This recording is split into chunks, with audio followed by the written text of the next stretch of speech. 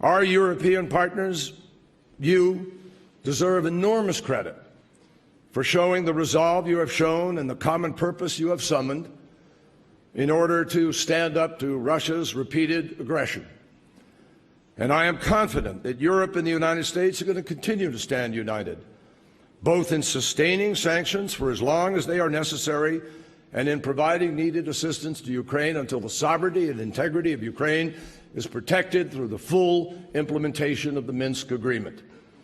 Now, again and again, we have made it clear, and I make it clear again here today, sanctions are not an end unto themselves.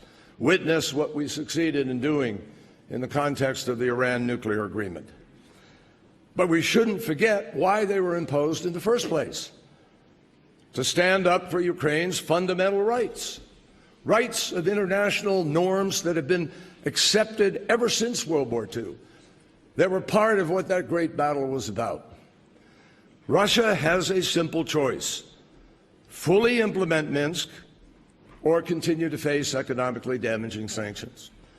And the path to sanctions relief is clear: withdraw weapons and troops from the Donbass, ensure that all Ukrainian hostages are returned, allow full humanitarian access to occupied territories, which, by the way, is required by international law and by several United Nations resolutions, support free, fair, and internationally monitored elections in the Donbass under Ukrainian law, and restore Ukraine's control of its side of the international border, which belongs to it.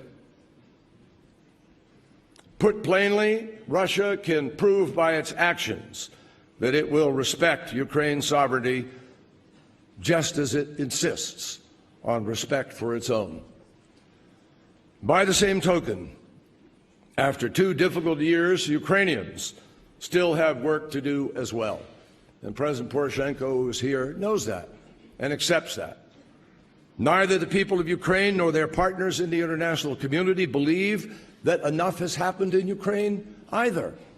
Ukraine has responsibilities with respect to Minsk, and it's critical that Kiev upholds its end of the bargain. But Ukraine's democratic potential is clearly far brighter today than it was when we met here several years ago, far brighter even than it was before the brave protests in the Maidan. And with our transatlantic support, 2016 has all the potential possible, all the groundwork laid through the good work of Germany and France in the Normandy format and through the support of other countries, to be able to make 2016 the year that Ukraine proves reform can triumph over corruption.